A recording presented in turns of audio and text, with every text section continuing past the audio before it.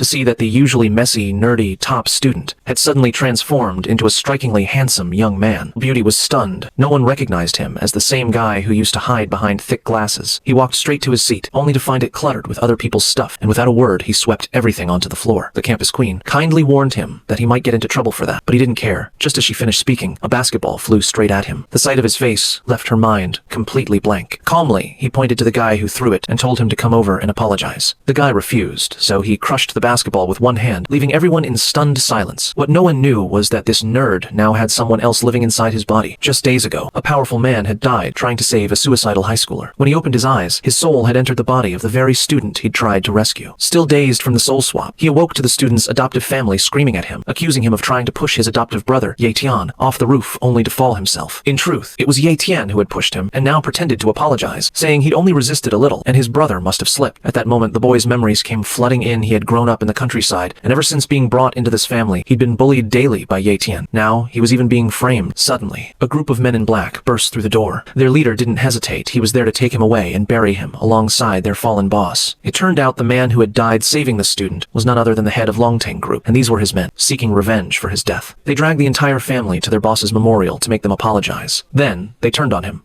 ready to strike. But instead of panicking, he smiled cool and composed. Seeing that, the men were furious. Their boss had died for this guy, and here he was, grinning like it was a joke. They charged forward, ready to attack.